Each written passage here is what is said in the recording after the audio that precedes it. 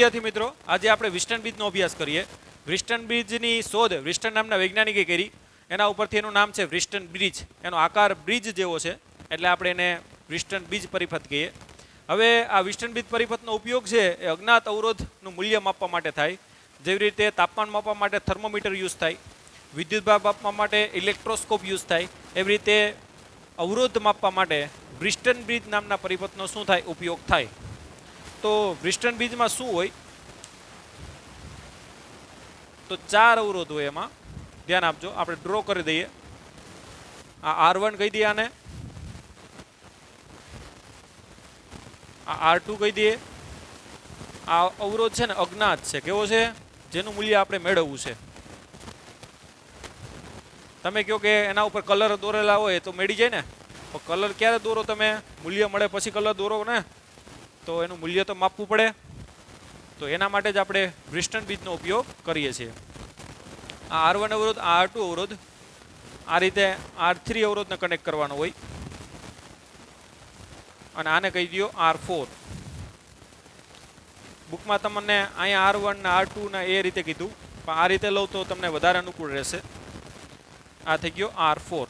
Okay, આને કહી દો A, આ B, આ C અને D. આ A અને C વચ્ચે બેટરી જોડવામાં આવે આ રીતે. આ બેટરીનો પ્લસ, આ બેટરીનો માઇનસ. ઓકે,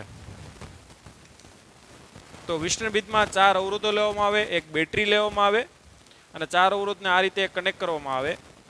અને B અને D વચ્ચે ગેલ્વેનોમીટર જોડવામાં આવે. શું જોડવામાં આવે? ગેલ્વેનોમીટર G કહી દઈએ આપણે. ગેલ્વેનોમીટર આપણે ખબર છે કે વિદ્યુત પ્રવાહ માપવા માટે શું થાય, એનો ઉપયોગ થાય. તો એને કેની વચ્ચે જોડવાનું હોય? B અને C વચ્ચે. ઓકે, હવે અહીંયા તમારે R1, R3 અને R4, R1,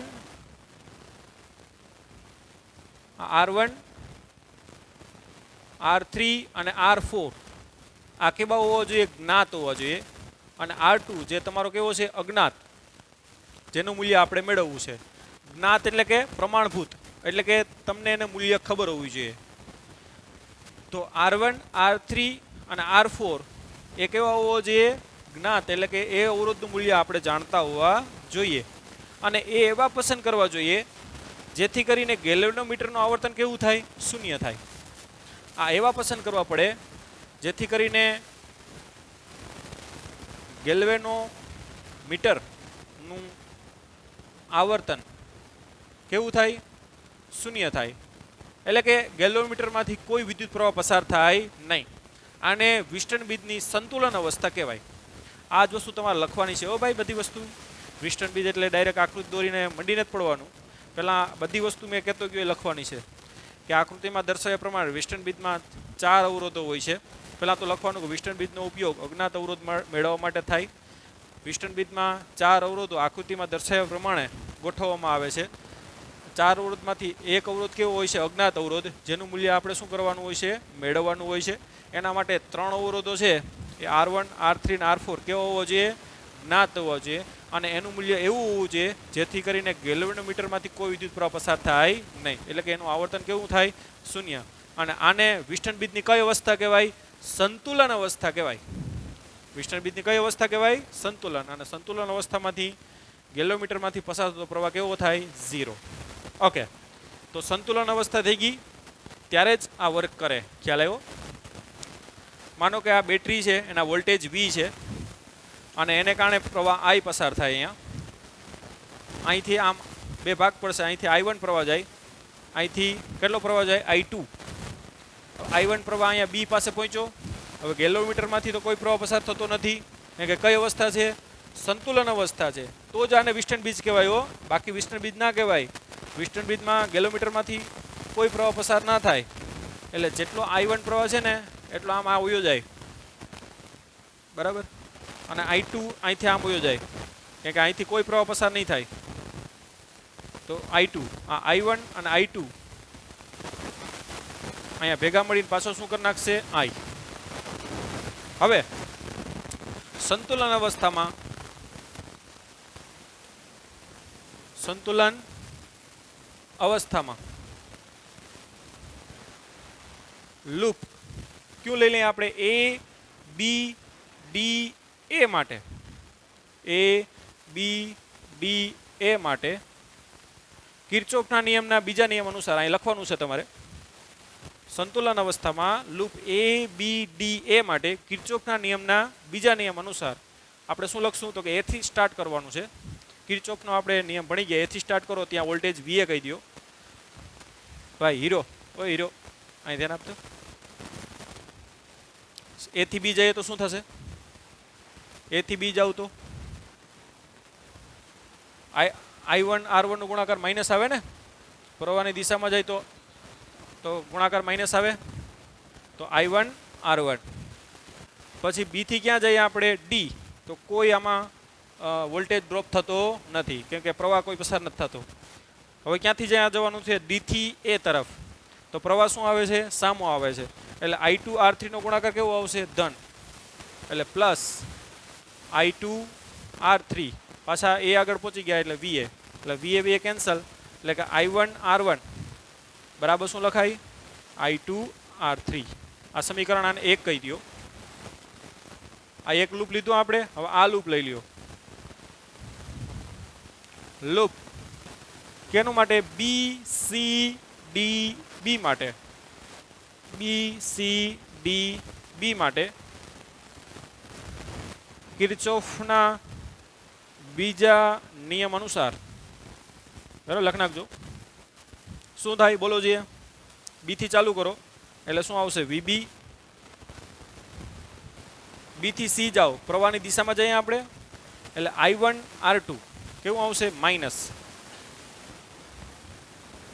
સી થી ડી પ્રવાહ તમને સામો મળે છે એટલે આ બેનો ગુણાકાર ધન હોય એટલે શું આવશે પ્લસ I2 R4 ડી થી બી કોઈ પ્રવાહ પસાર ન થતો એટલે આમાં કોઈ પ્રકારનો વોલ્ટેજ ડ્રોપ થશે નહીં એટલે ડાયરેક્ટ શું આવશે ત્યાં આવશે વીબી કેન્સલ એટલે કે I1 R2 બરાબર શું આવશે I2 R4 આ સમીકરણ શું થઈ ગયું 2 સમીકરણ 1 અને શું ને 2 નો શું લઈ લઈએ હવે ગુણોત્તર ઓકે તો એના માટે આ લખી લ્યો પહેલા આપણે ઉપરનું રફ કરી નાખીએ ઓકે I1 ઉડી જાય અને I2 પણ શું થઈ જાય ઉડી જાય એટલે આવશે હું બોલો જોઈએ સમીકરણ 1 ભાગ્યા 2 કરતા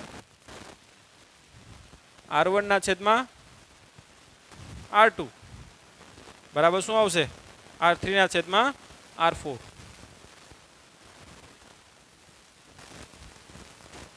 હવે આપણે ત્રણ અવરોધ તો જ્ઞાત છે R2 ને આપણે મેળવવો છે R2 ને કરતા કરો તો R2 બરાબર શું થાય R1 R4 R2 બરાબર શું થાય R1 R4 ને ભાગ્યા કેટલા થાય R3 તો આ રીતે R1 R4 ને R3 નું મૂલ્ય તો તમે જાણો છો અને એની કિંમત મૂકી દો તો જે અજ્ઞાત અવરોધ છે એનું તમને આ રીતે મૂલ્ય મળશે આ રીતે વિસ્ટન બીજની સંતુલન અવસ્થા હોય ને તો જ આને વિસ્ટન બીજ કહેવાય ધ્યાન આપજો અને એ પરિપથ માટે અજ્ઞાત અવરોધનું મૂલ્ય આ રીતે તમે શું કરી શકો મેળવી શકો ઓકે તો પહેલાં આકૃતિ દોરવાની થાય આકૃતિનું ત્યારબાદ આખું વર્ણન લખવાનું થાય ત્યારબાદ તમારે બે લૂપ લઈ અને ગુણોત્તરીના સૂત્ર મેળવવાનું થાય આ ઘણી વખત એક્ઝામોમાં બોર્ડમાં પૂછાયેલા છે ક્વેશ્ચન આ બરાબર તો વ્યવસ્થિત તૈયાર કરો ઓકે લખી લ્યો હવે પછીનો જે ટોપિક છે એ મીટર બ્રિજ આવે છે મીટર બ્રિજ એક પ્રકારનો વ્રિસ્ટન બ્રિજ જ પરિપથ છે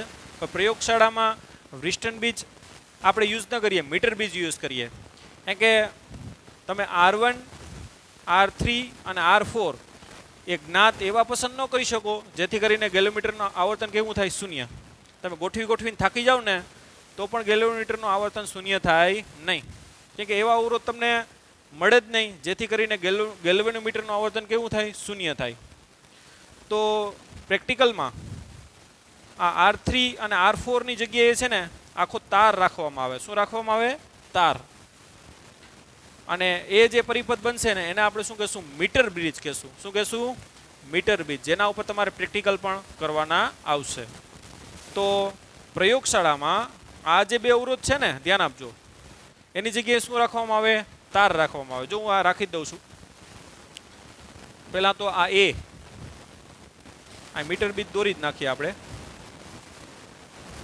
આવી રીતે પાટિયા હોય, પાટિયા ઉપર આવી રીતે પ્લેટ હોય ધાતુની. આ પોઈન્ટ એ.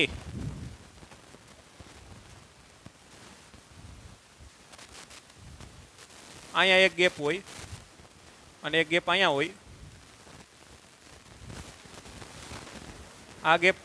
આ ગેપ છે ને ત્યાં R1 અવરોધ જોડેલો હોય.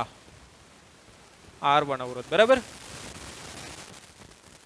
આવી રીતે ધાતુની પ્લેટ જ હોય, પાટિયા હોય એના ઉપર પ્લેટ હોય. અહીંયા અવરોધ R1 જોડ્યો. આ જે અજ્ઞાત અવરોધ જે તમારે મેળવવાનો છે આ બીજા ગેપમાં રાખવાનો હોય, જેને આપણે કહી દઈએ R2. જે કેવો છે? અજ્ઞાત છે.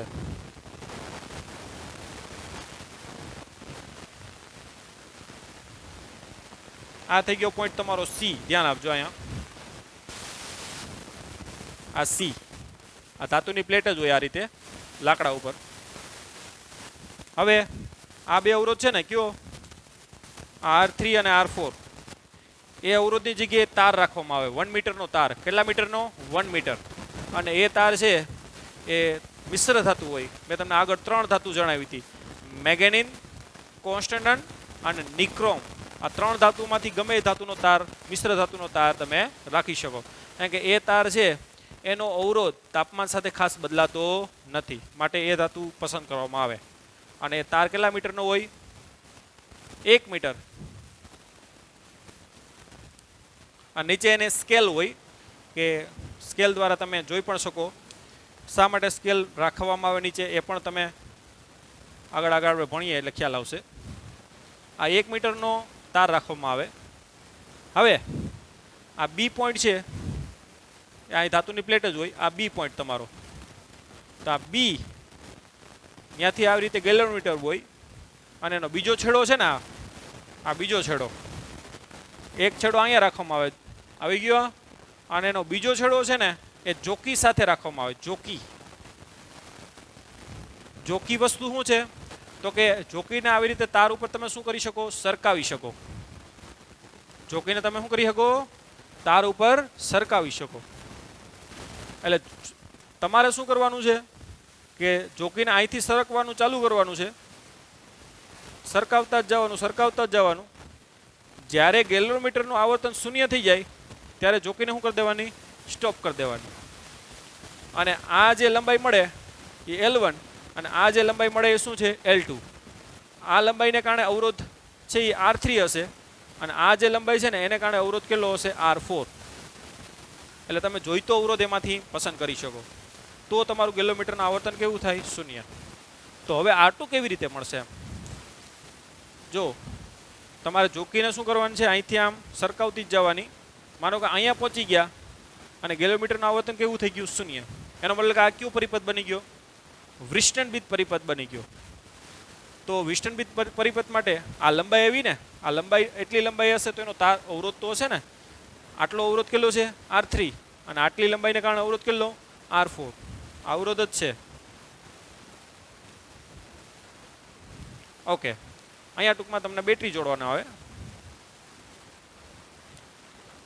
તો હવે એના માટે સૂત્ર કઈ રીતે લખાય? તો કે આ અવરોધ R3 જ કહી દો અને આ અવરોધનો કેટલો કહી દો? R4. તો આપણે ખબર છે આ વિસ્ટનબીત બની ગયો. અને વિસ્ટનબીત માટે ખ્યાલ છે કે R1 ના છેદમાં R2 બરાબર શું લખાય? R3 ના છેદમાં R4. હવે આની લંબાઈ L1 છે. બેયનો આડછેદ તો સેમ જ છે. જાડો પાતળો તાર નથી લેવાનો. આડછેદ કેવું હોવો જોઈએ? નિયમિત હોવો જોઈએ. એટલે આડછેદ સેમ છે. મટીરિયલ પણ બેયનું એક છે. એટલે R3 નું સૂત્ર શું લખાય? રો L1 ના છેદમાં શું લખાય? A. અને R4 નું સૂત્ર શું લખાય? રો L2 ના છેદમાં A. કેમ કે બેયની રો અવરોધકતા સેમ છે, કેમ કે તાર એક જ મટીરિયલનો છે અને ક્રોસ સેક્શન આડછેદ પણ એક જ છે. એટલે એ પણ કેન્સલ થઈ જાય. એટલે શું આવશે? L1 ના છેદમાં L2. માટે R1 ના છેદમાં R2 બરાબર સૂત્ર શું આવી ગયું? L1 ના છેદમાં L2. હવે આની નીચે જ સ્કેલ આપેલી હોય. આ L1 અને L2 તમે માપી શકો અને એ મૂકી અને તમે R2 મેળવી શકો. R1 તો કેવો છે? જ્ઞાત છે. એક અવરોધ જ્ઞાત રાખવાનો થાય તમારે. એટલે R2 તમારે મેળવવો હોય તો R2 બરાબર સૂત્ર શું થાય બોલો જોઈએ? R1 L1 R1 L2 ના છેદમાં શું આવશે L1. હવે L2 ને L1 તો તમારે માપી લેવાના થાય. R1 કેવો હોય જ્ઞાત હોય એટલે તમને આ રીતે આરામથી મીટર બીજનો ઉપયોગ કરી અને તમે પ્રેક્ટિકલમાં આ રીતે તમે અવરોધ અજ્ઞાત અવરોધ મેળવી શકો. તો આ થઈ ગયો વિસ્ટન બ્રિજ. એના જ કોન્સેપ્ટ ઉપરથી પ્રેક્ટિકલમાં આપણે શું બનાવ્યો? Metre bridge. અને એનો ઉપયોગ કરી અને આપણે અજ્ઞાત અવરોધ મેળવી શકીએ. ઓકે, લખી લ્યો વ્યવસ્થિત. ઉદાહરણ નંબર 9 જુઓ. તમને કીધું કે એક મીટર બ્રિજમાં જે આકૃતિ તમને આપેલી છે એટલે આપણે ઉદાહરણ લઈ લઈએ. એથી 33.7 સેન્ટીમીટર આગળ તટસ્થ બિંદુ અથવા તો સમતુલન બિંદુ મળે. સંતુલન બિંદુ એટલે અહીંથી સરકાવતા જોકીને સરકાવતા જ જાઓ. અહીંયા ગેલોમીટરનો આવર્તન શૂન્ય થઈ ગયું ને, આને સંતુલન બિંદુ કહેવાય. શું કહેવાય? સંતુલન બિંદુ. અને આ L1 તમને મળે છે ને એ એથી કેટલા અંતરે? 33.7 સેન્ટીમીટર અંતર મળે. એટલે L1 બરાબર કેટલું થાય? 33.7 સેન્ટીમીટર. એટલે L2 કેટલું થાય? 100 માંથી બાદ કરો, કેમ કે 1 મીટરનો તાર હોય ને. 1 મીટરનો તાર હોય એટલે 100 સેન્ટીમીટર થાય. તો L1 33.7 સેન્ટીમીટર. તો L2 કેટલું થાય? 100 માઇનસ 33.7 એટલે કે 66.3 સેન્ટીમીટર. બરાબર? ઓકે. તો એક મીટર બ્રિજ છે. એ બિંદુથી 33.7 સેન્ટીમીટર આગળ તટસ્થ બિંદુ અથવા તો સંતુલન બિંદુ મળે છે. એટલે L2 આટલું થાય. ઓકે. જો S ને સમાંતર 12 ઓહમનો અવરોધ જોડવામાં આવે. જો બુકમાં તમારે આનો સિમ્બોલ R આપ્યો ને આને S કીધો, આપણે R1 R2 કીધું અને એ લોકોએ R અને S સિમ્બોલ આપ્યા, તો આપણે તો R1 R2 જ લેશું. બરાબર? તો R2 ને સમાંતર, S ની જગ્યાએ હું શબ્દ શું બોલું? R2 ને સમાંતર, આ R2 છે એને સમાંતર આ બીજો અવરોધ 12 ઓહમ જોડ્યો તો સંતુલન બિંદુ છે ને એ 51.9 સેન્ટીમીટર મળે છે. એટલે કે L1 ડેશ કહી દઉં. પછી ધ્યાન આપજો, 2 વખત આ પ્રયોગ કરવાનો છે.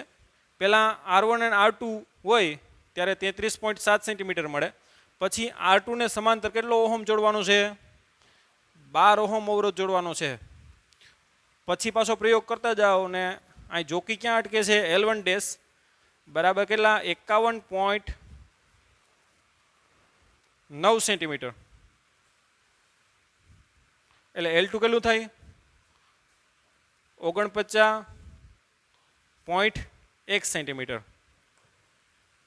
ઓકે. 51 છે ને એટલે 48 આવે ને ભાઈ. 100 માઇનસ 51.9 એટલે આવશે 48.1.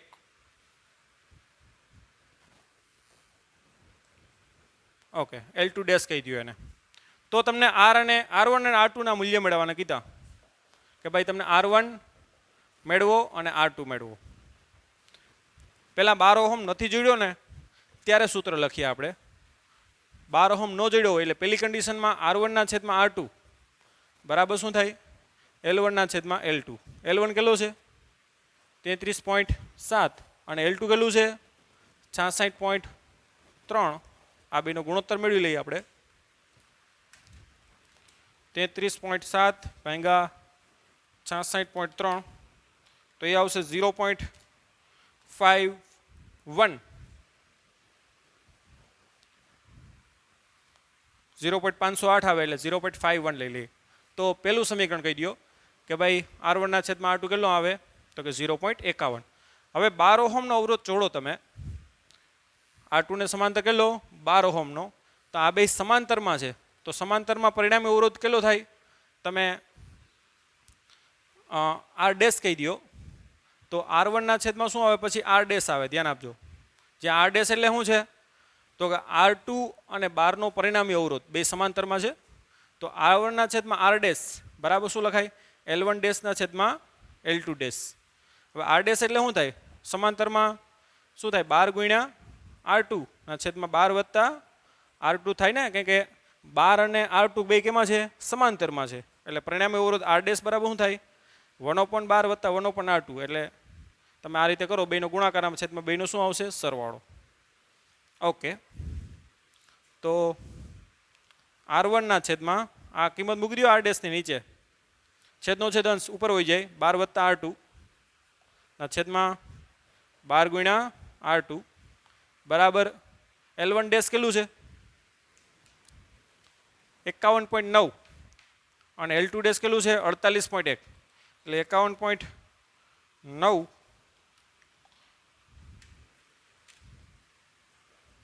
અહીંયા લખ નાખું, 51.9 ના છેદમાં 48.1 બરાબર કેટલા આવશે? ભાંગા 48.1 એ આવશે 1.2, સોરી 1.1, તો આવશે 1.1. હવે આ બંને સમીકરણનો ઉપયોગ કરી અને આપણે R1 R2 મેળવવાના છે. તો આપણે એક કામ કરીએ, અને આપણે આગળ લખીએ હજી. તો R1 બરાબર શું લખાય? 0.51 R2. આને સમીકરણ 1 કહી દો. તો R1 ની કિંમત આમાં મૂકી દો, કેટલી? 0.51 R2. તો R1 ની કિંમત મૂકી દઉં 0.51 R2.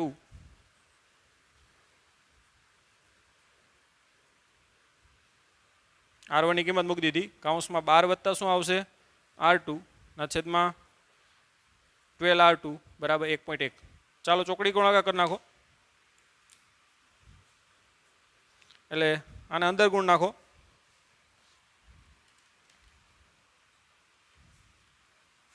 પેલા તો R2 R2 શું થઈ જાય? કેન્સલ થઈ જાય.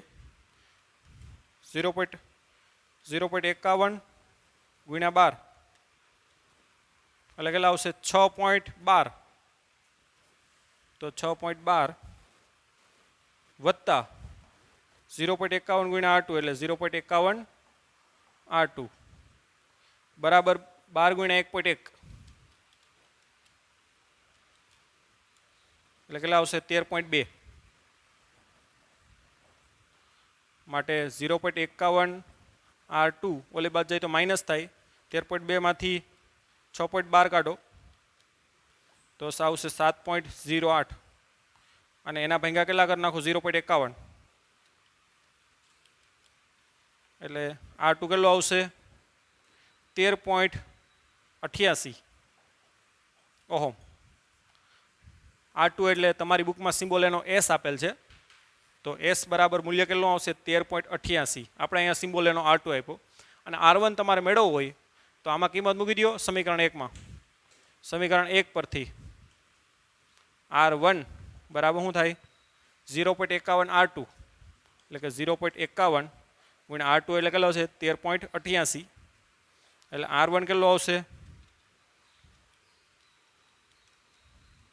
7.1 7.079 આવે, એટલે 7.08 લખો તો પણ ચાલે. 7.08 ઓહમ. તો આવી ગયો R1. આ રીતે R1 અને R2 તમે આરામથી મેળવી શકો, બરાબર, મીટર બીજનો ઉપયોગ કરીને. ઓકે, અહીં 2 અવરોધ અજ્ઞાત છે જુઓ, અને બેયને આપણે મેળવી લીધા. ઓકે, લખી લ્યો. હવે વિર્સ્ટન બીજ આધારિત બેઝિક સાયન્સ MCQ જોઈ લઈએ. તો એમાં ઉપરથી તમને JEE નીટની MCQ કરતા ફાવશે, ગુજકેટ માટે પણ કામ લાગશે. માનો કે આવો કોઈ પરિપથ આપેલ છે,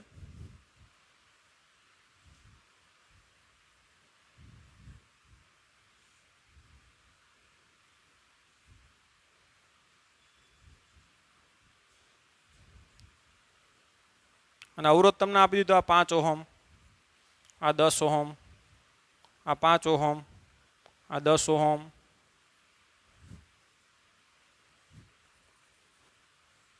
આ 15 ઓહમ. આ બેટરી જોડી દીધી, 10 વોલ્ટની બેટરી છે.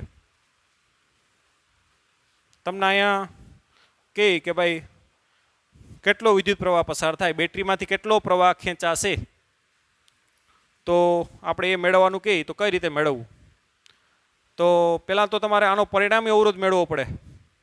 આ નેટવર્ક છે ને આખું, એનો શું મેળવવો પડે? પરિણામી અવરોધ. અને પરિણામી અવરોધ મળે તો I બરાબર શું થાય? V/R. અને R એટલે આ નેટવર્ક જે છે ને 5 અવરોધ, એનો પરિણામી અવરોધ. અને 10 વોલ્ટ આપી દીધા તમને, તો પ્રવાહ મેળવવો હોય તો પહેલાં શું મેળવવું પડે? પરિણામી અવરોધ મેળવવો પડે.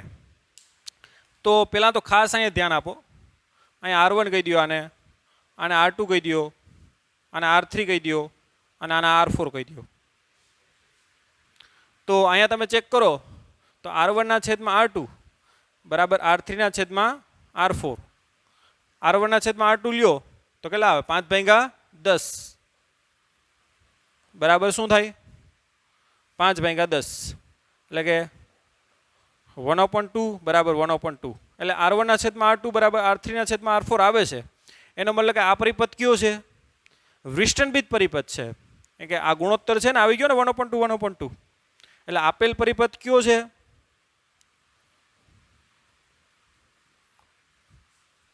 વિસ્ટન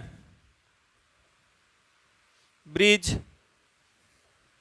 પરિપથ છે. કે R1 ના છેદમાં R2 બરાબર R3 ના છેદમાં R4 કરીએ તો જો 1/2 બરાબર 1/2 આવી ગયા. એનો મતલબ કે આ વસ્તુ સૂત્ર આ ચાલે છે આ પ્રમાણે. એનો મતલબ કે આ પરિપથ કયો છે? વિસ્ટનબીજ. અને જે આ 15 ઓહમ અવરોધ આપ્યો ને ગેલ્વેનોમીટરનો અવરોધ છે. કોનો? ગેલ્વેનોમીટરનો અવરોધ. અને એમાંથી કોઈ પ્રવાહ પસાર થાય નહીં. એટલે આને આપણે દૂર કરી દઈએ તો પણ નેટવર્કમાં કોઈ ફરક પડે નહીં, કેમ કે એમાંથી આ સંતુલન અવસ્થામાંથી ખ્યાલ છે કે ગેલ્વેનોમીટરમાંથી કોઈ પ્રવાહ પસાર થાય નહીં. તો હવે કઈ રીતે? તો કે આ બંને કેમાં થઈ જાય? શ્રેણીમાં થઈ જાય ને. અને આ બંને પણ કેમાં થઈ જાય? શ્રેણીમાં. તો પરિપથ આ રીતે થાય. આ બે શ્રેણીમાં થાય તો શ્રેણીમાં અવરોધનો શું થાય? સરવાળો. એટલે 5 ને 10 15. એટલે આ 15 ઓહમ થઈ જાય. અને નીચે પણ 5 ને 10 15.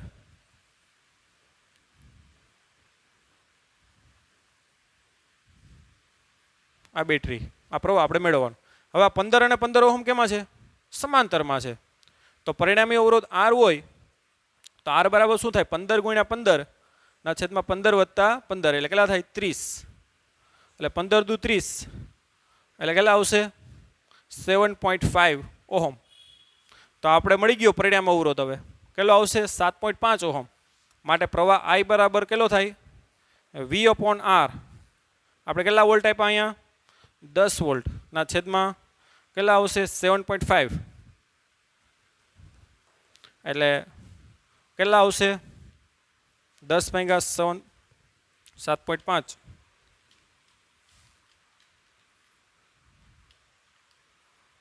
તે આવશે 1.33 એમ્પિયર.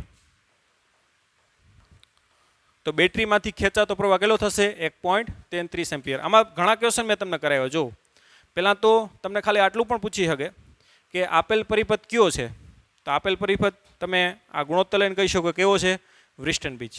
પછી તમને આ પણ પ્રશ્ન પૂછી શકે કે ભાઈ A અને B વચ્ચેનો વિદ્યુત સ્થિતિમાનનો તફાવત કેટલો? તમને એમ પણ પૂછી શકે. તો તમને ખબર છે કે આ કયો પરિપથ છે? વિસ્ટનબીજ પરિપથ છે. અને આમાંથી પ્રવાહ પસાર ન થાય એનું કારણ શું થાય? કે બંને વોલ્ટેજ કેવો હોય? સેમ હોય. VA બરાબર શું હોય? VB હોય. એટલે કે VA માઇનસ VB શું થાય? 0. એટલે બીજો ક્વેશ્ચન આ પણ પૂછે. તમને એ પણ પૂછી શકે કે આ 15 ઓહમ હતો ને એમાંથી પસાર થતો પ્રવાહ કેટલો? તો શૂન્ય, કેમ કે આ પરિપથ કયો છે? વિસ્ટનબીજ. પહેલો ક્વેશ્ચન શું પૂછે કે A અને B વચ્ચેનો વિદ્યુત સ્થિતિમાનનો તફાવત. તમને ખ્યાલ છે કે વિસ્ટનબીજ પરિપથ છે એટલે પ્રવાહ પસાર ન થાય એનું કારણ શું હોય? કે A અને B આગળ વિદ્યુત સ્થિતિમાન કેવા હોય? સેમ હોય. એટલે તફાવત કેવો થાય? 0. પહેલો ક્વેશ્ચન. બીજો ક્વેશ્ચન તમને એમ કહે કે આ 15 ઓહમમાંથી પસાર થતો પ્રવાહ કેટલો થાય? 0. ત્રીજો ક્વેશ્ચન કે ભાઈ આ નેટવર્ક છે એનો પરિણામી અવરોધ કેટલો? 7.5 ઓહમ. ચોથો ક્વેશ્ચન કે બેટરીમાંથી ખેંચાતો પ્રવાહ કેટલો? 1.33 એમ્પિયર. તો આ રીતે ઘણા બધા પ્રશ્નો પૂછી શકે. બરાબર. અને આમાંથી બરાબર તમને વિસ્ટનબીજ આપી દે. વિસ્ટનબીજ આપી દે કે આપેલ પરિપથ વિસ્ટનબીજ પરિપથ છે અને ગેલોમીટરમાંથી પસાર થતો પ્રવાહ 0 છે. અને તમને એમ કહી દે કે R2 મેળવો. તો R2 મેળવશો આ સૂત્ર ઉપરથી તો કેટલો આવશે? 10 ઓહમ. તો એ રીતના પણ તમને ક્વેશ્ચન પૂછી શકે. તો વિસ્ટનબીજ સાથે સંકળાયેલા તમામ ક્વેશ્ચનો છે આમાં આવી જાય. બરાબર. તમને આ રીતે પણ ક્વેશ્ચન પૂછું. આ લખી નાખજો ભાઈ વ્યવસ્થિત વિડીયો રિવર્સ કરીને.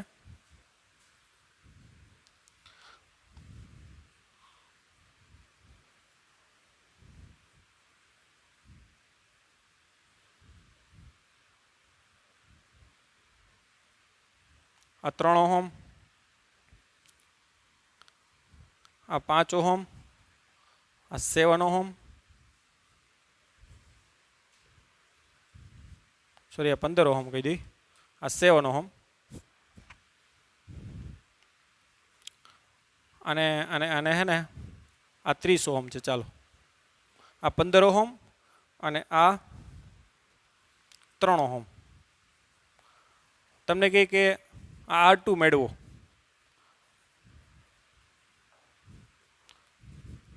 તમને R2 મેળવવા માટેની કન્ડિશન આ A અને આ B તમને આવી રીતની કન્ડિશન આપી શકે કે આપેલ પરિપથમાં માટે VA બરાબર VB છે, એનો મતલબ કે ગેલોમીટરમાં પ્રવાહ કેવો થાય? શૂન્ય થાય. એટલે કે વિસ્ટર્ન બીજ પરિપથ છે એવું કીધું નથી, પણ તમને કહી દે કે VA બરાબર શું છે? VB. અથવા તમને આમ કહી દે કે આ AB માંથી પસાર થતો પ્રવાહ કેવો છે? આ AB કેવો છે? 0. એટલે AB માંથી પસાર થતો પ્રવાહ કેવો છે? 0. એનો મતલબ કે આ કેવો પરિપથ છે? વિસ્ટર્ન બીજ. ખ્યાલ આવ્યો? આ રીતની કન્ડિશન તમને આપી શકે એમ. એટલે આપેલ પરિપથ કયો છે? વિસ્ટર્ન બીજ પરિપથ છે. કેમ કે આ બે શરતો તમને આવી રીતે આપી શકે તમને. એટલે વિસ્ટર્ન બીજ હોય તો તમને ખ્યાલ છે કે R1 કહી દો, આને R2 કહી દો, સોરી આને R3 કહી દો અને આને R4 કહી દો. તો વિસ્ટર્ન બીજ પરિપથ માટે શું લખાય? R1 ના છેદમાં R2, R1 ના છેદમાં R2 બરાબર R3 ના છેદમાં R4. માટે R2 ને કરતા કરો તો શું લખાય? R1 R4 ના છેદમાં R3. એટલે R1 કેટલું છે? 30. R4 કેટલું છે? 3. અને R3 15. 15 દુ 30, 3 દુ 6. એટલે R2 કેટલું હશે? 6 ઓહમ. તો આપેલ પરિપથ કેવો બની જાય? વિસ્ટર્ન બીજ બની જાય. અને આ રીતે અજ્ઞાત અવરોધ તમે મેળવી શકો. ઓકે, તો આ બધા ક્વેશ્ચન લખી નાખો. તો આજના લેક્ચરમાં અહીંયા સુધી રાખીએ. નેક્સ્ટ આપણે પોટેન્શિયોમીટરમાં આગળ વધશું. પોટેન્શિયોમીટરનો ઉપયોગ આંતરિક અવરોધ મેળવવા માટે પણ થાય અને બેટરીનું EMF મેળવવા માટે પણ થાય. તો સી યુ નેક્સ્ટ લેક્ચર.